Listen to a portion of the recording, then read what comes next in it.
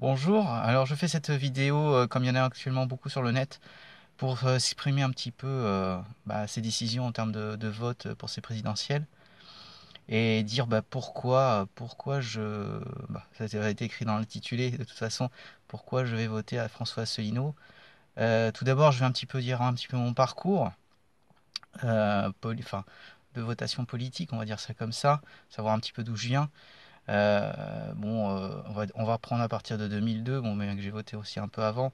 Mais bon, donc j'ai suivi le candidat François Bayrou donc sur les trois élections qu'il a eues de 2002, 2007 et 2012. J'ai moi-même été donc militant UDF, la nouvelle UDF hein, qu'il avait refondée, puis après le MoDem. Et je me retrouvais finalement assez bien dans ce parti-là.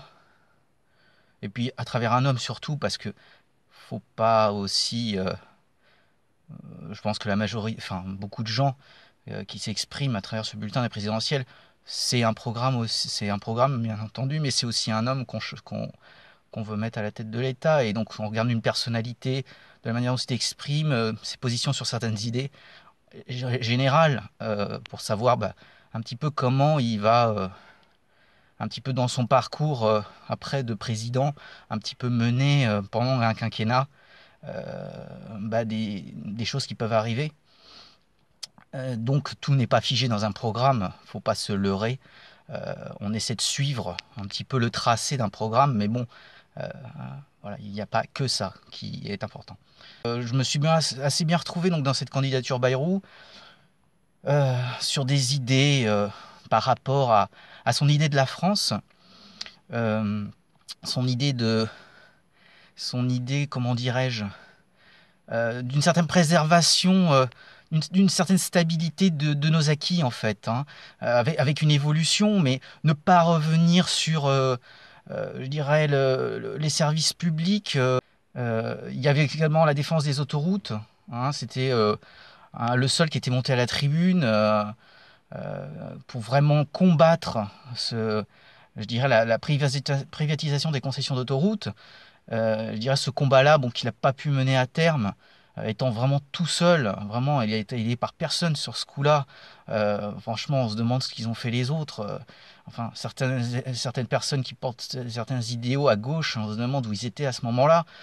Euh, bon, euh, bon, j'ai trouvé ça quand même louable et voilà. Donc je trouve que ce parti-là, il avait fait quand même, il avait essayé de faire un bon boulot. Le MoDem avait essayé de faire quelque chose de bien. Mais par contre, concernant l'aspect européen, moi, je ne me suis, j'ai jamais été dans ce parti-là pour des idées pro-européennes. C'est-à-dire que j'étais ni pour ni contre en réalité. En réalité, j'avais pas, il y avait ce sujet-là pour moi n'était pas très clair. Enfin, je comprenais pas très bien où on voulait aller. Mais bon, je faisais confiance, on va dire, puisque la majorité de toute façon des partis politiques disaient que c'était le mieux pour la France et dans l'état de la globalisation, on ne pouvait pas vraiment faire autrement. Enfin, c'est un petit peu ce qu'on nous a vendu, hein. Qu'il fallait être fort face aux grandes puissances et aux grands États continentaux qui avaient face à nous et avec le développement du monde qui allait dans les décennies à venir. Bon, si les experts et des gens surdiplômés nous disaient tous cela, c'est qu'il devait y avoir cette part de vérité. Après tout, il ne fallait pas en discuter. Donc voilà, je pense que comme la majorité des Français, on a suivi le mouvement et puis en se disant qui vivra verra. Bon, après Maastricht, bon moi j'étais trop jeune, j'ai pas voté en 92 parce que j'étais pas encore électeur, hein, j'étais encore adolescent en 92. Bon, je pense que les Français qui ont voté oui ou non en 92 à Maastricht, bon après ils ont attendu de voir les promesses qu'on leur a tenues, hein, et puis en 2005, donc ça c'était un petit peu en 2007, avec 2005, il y avait ce référendum qu'avait lancé Chirac. Bon, avec tous les travers qu'avait eu cet homme, bon, il l'a fait quand même, été par la voie référendaire, ce qui était quand même assez noble de sa part, parce qu'il aurait pu y aller par voie parlementaire. Et donc, on va dire, Encore une fois, étant très mal à l'aise avec ce sujet. Alors bon, alors j'étais pas encore adhérent en 2005, hein, j'étais pas encore adhérent UDF, mais bon, je le suivais de loin, on va dire, hein, j'étais sympathisant, on va dire ça comme ça. J'avais déjà voté Bayrou en 2002. J'avais regardé de manière très critique en fait ce qui se passait. J'avais suivi tous les débats, ça avait été vraiment un moment important, enfin, pour ceux qui s'en souviennent, hein. Enfin en tout cas, moi je me rappelle au boulot, entre collègues, on en parlait, il y avait vraiment une ferveur, les citoyens s'étaient accaparés de ce référendum et avaient bachoté un petit peu ce pavé qu'on nous avait balancé, hein.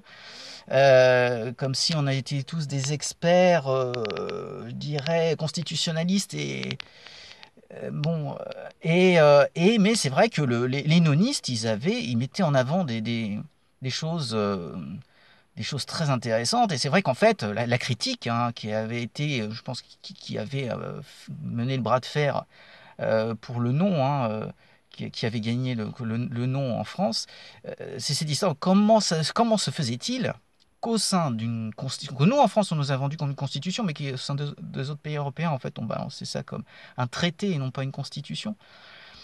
Euh, Comment se faisait-il qu'on gravait dans le marbre des projets économiques, voilà, on mettait en place toute une mécanique qui mettait en avant une idée du tout économique, quoi, hein. Il y avait pas de, euh, c'était pas juste, comme on le pense en France, une constitution, bah, c'est juste d'essayer de présenter un plan des institutions et s'arrêter là. Et après, c'est au domaine politique de prendre la main par la voie des différents mouvements qui après va plus ou moins à droite et à gauche et qui permet de mettre en place des politiques différentes. Euh, et donc, est extrêmement, je dirais, pris entre deux chaises, entre, je dirais ce que disait le parti que je suivais plus ou moins de loin, et puis voyant qu'en effet, je voyais que ce truc qu'on voulait nous faire gober, c'était pas terrible quand même. Et ben j'ai pas été voté, hein. En fait, je me suis été abstentionniste sur ce référendum parce que j'étais mal à l'aise. Mal à l'aise, et puis bon, après, encore une fois, je reviens à ce que j'ai dit précédemment, je pense que les Français se sont dit, bah, qui verra verra, on verra, puisque finalement les européistes convaincus, les gens du oui nous ont dit, mais vous, oui, mais vous, bon, on sait que c'est pas parfait, hein, c'était un petit peu le discours de Bayrou, oui, on sait que c'est pas parfait, mais bon, après on va essayer d'améliorer les choses. Bon, par contre, il avait été assez clair par rapport au fait que pour ceux qui vendaient, oui, mais on refera une nouvelle constitution, grosso modo, on va faire une constitution plan B, hein, comme c'est à la mode en ce moment, par exemple, chez le candidat Mélenchon, on va refaire un plan B. Bon, alors on peut faire une autre constitution possible, la constitution, la constitution je dirais, qui nous conviendrait mieux en fait, hein. Et Bayrou là-dessus, il avait été assez clair. C'était quand même délicat parce que il y avait eu de tels compromis pour arriver à déjà ce pavé-là que ça allait être difficile. Mais bon, après, il fallait voir ça autrement, par une voie démocratique. Alors, je sais pas comment, mais bon, il avait dit ça allait pas être suivi tout à fait comme ça et qu'on essaie d'améliorer les choses dans le temps. Bon. Dans le temps, c'est simple. Maintenant, 10 ans se sont passés. On peut faire un peu ce bilan, enfin 12 ans même après 2005. Euh, et ben ça s'est pas amélioré, voire ça s'est même carrément empiré, hein. Donc on nous a vendu l'euro, c'est pareil. Donc moi, encore une fois, j'étais pas là pour pouvoir voter Maastricht. Donc je me suis pas accaparé vraiment du débat, hein, étant ado à l'époque. Mais, euh, mais bon, là, je pense que. Et puis le sujet de la monnaie, c'est assez technique. Bon, moi j'étais jeune, je sais pas si les gens étaient aussi informés qu'aujourd'hui. Bon, aujourd'hui, grâce au net, etc., tout à chacun peut essayer de s'informer sur la monnaie. Euh, il y a plein de vidéos sur YouTube pour essayer d'essayer de comprendre. Il y a des gens qui font un peu de pédagogie, hein, et on remercie tous ces gens-là.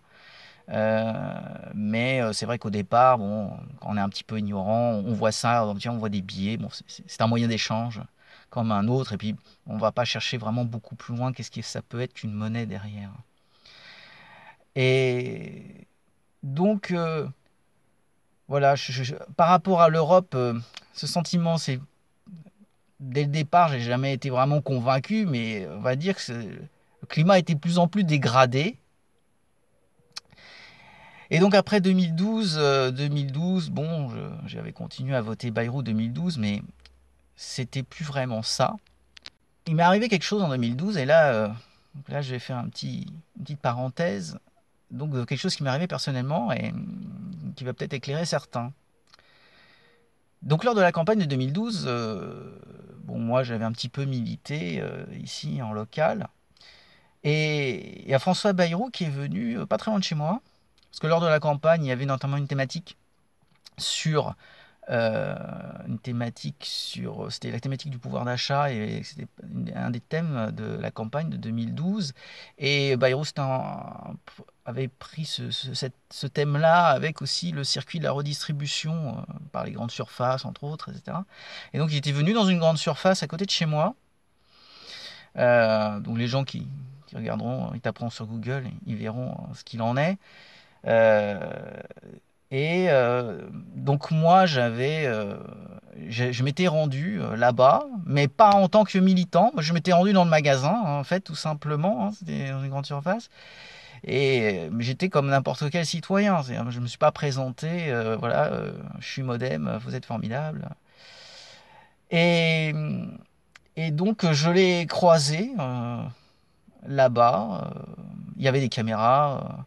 Les caméras, les perchman, les journalistes, il y avait tout le monde en meute qui suivait cet homme. Et d'ailleurs, au début, en fait, il y avait tout un attroupement autour d'un homme qui est candidat à présidentiel, comme ça. C'est très difficile de passer le barrage, on va dire. Enfin, et donc, j'avais fait un détour dans les rayons pour essayer de l'attraper autrement, par un biais, on va dire. Et donc, comme il saluait un peu tous les gens qui étaient dans ce magasin, aussi bien les employés que les clients, et essayer d'échanger quelques mots avec eux, et avoir un petit peu leurs opinions. Et moi, je ne savais pas trop ce que j'allais lui dire, mais bon, j'avais deux, trois questions en tête. Et puis, je me dis, bon, moi, je vais poser celle-là, voilà, c'est celle que je vais poser. Et donc, quand je le vois, je salue, et je suis assez intimidé. Alors, je bafouille un peu, et puis je sais pas si les phrases que j'ai exprimées étaient très, très, très, très claires dans l'énoncé. Mais pour ainsi dire, je pourrais pas refaire au mot à mot, mais c'est pour dire à peu près ce que je voulais dire. Bon, vous avez un programme, je comprends, enfin, ouais, ce que j'ai dit à peu près dans le texte. Voilà, vous avez un programme, je vois très bien ce que vous voulez faire de votre France pendant le quinquennat, et moi je trouve ça très bien par rapport à voilà, une espèce de relance économique avec son thème du Made in France. Mais par contre, par rapport à l'Europe et vous, pro-européens, comment vous voudriez voir, enfin, conduire pour essayer d'améliorer cette Europe dans le sens que vous voulez, je lui ai demandé comment vous voulez convaincre les autres. Dans ce sens, je lui ai demandé comment vous vouliez convaincre les autres partenaires, les autres chefs d'État et de gouvernement euh, de, de l'Europe, de converger vers votre idée à vous. En fait, en sous-entendu, c'était ça. Je ne l'ai pas dit dans ces mots, mais et il a compris ma question. J'ai balbutié, mais il a très bien compris ce que j'étais en train de lui dire. Et alors, il s'est passé une scène un petit peu surréaliste. Il s'est retourné vers tous les journalistes et les caméramans, et il leur a demandé de couper les caméras, de couper les micros, et qu'ils s'éloignent. Alors moi, j'ai vu cette scène, je ne comprenais pas. En fait, vous êtes un petit peu dans l'agitation du moment, vous ne comprenez pas très bien ce qui se passe. Il les a fait reculer, et il m'a pris par le bras, il m'a fait faire un ou deux pas en arrière pour m'éloigner un peu du champ des micros, sûrement parce qu'il n'avait pas confiance, parce que si un ou deux perchmen n'avaient pas joué le jeu, n'avaient pas coupé les micros. Et, et il m'a parlé à l'oreille à voix basse, au cas où, donc pour pas se faire capter du son. Et en fait, il n'a pas répondu à ma question. Donc il n'a ni répondu à ma question, ni devant les caméras, parce qu'en fait, il n'avait pas de réponse. Ni à moi-même. Et en fait, ce qu'il m'a dit à l'oreille, c'est quelque chose pour satisfaire, on va dire, mon ego. Ou en fait, j'ai eu un sentiment un petit peu mitigé de cette rencontre. Il m'a dit à mon oreille, je vais sortir un livre. Je vais sortir un livre. Parce qu'en fait, ça faisait partie de sa campagne.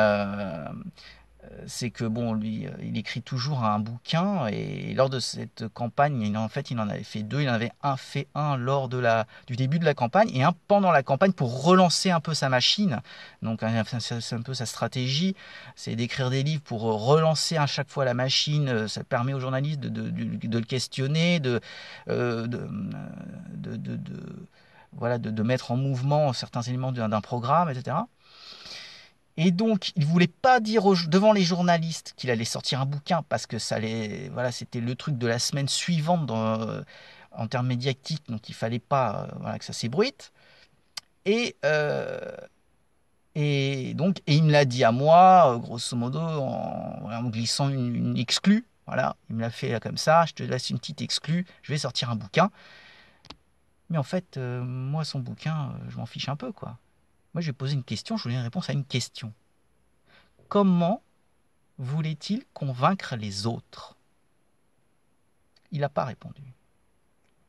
Et il n'a pas répondu parce qu'en fait, il n'a pas la réponse. Donc c'est ça, en fait, eh ben, quand on vous promet une Europe qui ressemble plus à l'idée de la France, on voudrait en fait une France en grand. Alors, je reprends un peu les paroles d'Asselineau là-dessus. Eh ben c'est pas possible en fait. C'est pas possible et quand vous voyez des pro-européistes convaincus du projet et qui voudraient voir quelque chose ils pensent de formidable. Parce qu'en plus, je pense que sur le fond, Bayrou, enfin, aujourd'hui, je sais plus ce qu'il est. Bon, honnêtement, je croyais savoir qui il était. On m'avait posé les questions en 2007. Je croyais savoir qui il était. Aujourd'hui, je sais plus qui il est, hein. Et je crois qu'il s'éloigne de l'homme qu'il était en réalité. Et, et donc, en fait, suite à ça, j'étais un petit peu. J'ai passé 2, 3 années. Bon, de toute façon, il y a pas des votations tous les jours, donc on s'éloigne un peu du sujet politique. Et donc, bon, je regardais sur Internet et puis j'ai creusé. Je regarde pas mal de sujets politiques différents. Ça me permet de creuser. J'ai regardé voilà, l'histoire de la monnaie, etc. Et ça m'a fait venir à François Asselineau. Ça m'a fait venir à François Asselineau. Et, et là, j'ai trouvé un discours qui a répondu à la question que j'avais pensé poser à François Bayrou en 2012. C'est qu'en fait, comment convaincre les autres? C'est qu'on peut pas. C'est qu'on peut pas et donc que cette Europe-là, on la rêve. On la rêve, mais elle ne sera jamais là. Donc voilà ce que je voulais dire. Alors, donc voilà pourquoi j'ai rejoint François Asselineau. Donc après beaucoup d'heures de visionnage, bon, comme beaucoup d'entre nous adhérents de l'UPR, parce que après je suis adhérent à l'UPR maintenant. Enfin, ça fait pas très longtemps. D'ailleurs, j'ai fait ça juste au moment du démarrage de la campagne. Je le suivais, mais j'avais pas pris le pas de prendre une carte. J'attendais de voir s'il allait percer. Et puis bon, comme ça c'est fait. Je l'avais pressenti avant qu'il ait ses 480 signatures, où un petit peu là, il a percé les médias au moment de ses 480. Donc je l'avais senti un peu avant. Déjà, en fait, dès le premier tirage où il a eu tout de suite 60 parrainages, je me suis dit, bon, là, il y a beaucoup de parrainages qui sont tombés dès le premier tour du Conseil constitutionnel. Je me suis dit, là c'est que c'est parti très très vite, très fort. Je me suis dit, là, c'est qu'il les a. Et puis je l'avais trouvé bien qu'il avait jamais fuité, mais je l'avais trouvé très très décontracté sur ces sujets d'actualité. Quand on lui posait la question, à laquelle il ne répondait pas, mais il était très à l'aise et il avait presque un sourire en coin. Je m'étais dit, en fait, alors, c'était des promesses de signature, mais ces promesses de signature, il en avait un matelas, quoi. Bon, ça c'est ce que j'avais pressenti. Et donc, après, je suis devenu un adhérent EPR. Et donc, je me retrouve extrêmement bien dans ce parti. Je retrouve la ferveur que j'avais pu trouver en 2007 au Modem, quelque part. Il y a beaucoup de jeunes, une jeunesse. Alors moi, enfin, beaucoup de jeunes. Entre-temps, moi, j'ai pris de la bouteille parce que 12 ans se sont passés. Mais voilà, à l'époque, j'en avais à peu près 25 ans. Maintenant, j'en ai 40. Mais, euh, mais voilà, quoi. C'est un parti, je dirais, formidable. Alors, bien sûr, on n'est pas. Je- Là, je suis peut-être pas objectif quand je dis ça. Mais c'est vrai que bon, on voit, il y a des gens de tous bords. Alors bon, moi, je viens du centre, et puis il y a des gens qui viennent plus de gauche, plus de droite. Mais on est là pour une certaine idée de la France. Une France qui n'arrête pas de se déliter dans cette construction européenne avec le non-respect démocratique du référendum de 2005, que d'ailleurs même François Bayrou n'a pas respecté en suivant le vote du Congrès en 2007, lorsque Sarkozy donc est passé par la voie du Congrès pour nous mettre en place le traité de Lisbonne. Et bon, d'ailleurs, une petite parenthèse à Jean Lassalle qui lui, par contre, n'a pas voté au Congrès pour le traité. Bon, lui a été respectueux de la démocratie. Donc, bon, comme quoi, au Modem, il y avait une certaine liberté quand même de pensée et de votation. Ça, c'était quand même, voilà, c'était quand même, faut le louer. Mais bon, lui, son président, il n'avait pas joué le jeu, hein. Euh, donc voilà, bon voilà, c'était ma petite parenthèse. Pourquoi voilà, je suis venu à François Asselineau, et puis cette petite histoire que j'ai eue avec François Bayrou. Donc les François, je suis les François en fait. Par contre, j'ai pas suivi François Hollande. Mais voilà, cette petite histoire qui peut-être fera fera penser à certains. Tiens, encore un élément supplémentaire qui fait penser à croire que, en effet, les hommes politiques en place, euh, est-ce qu'ils nous disent vraiment la vérité?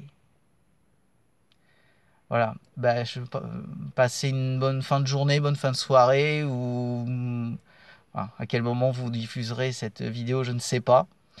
Et puis réfléchissez bien, voilà.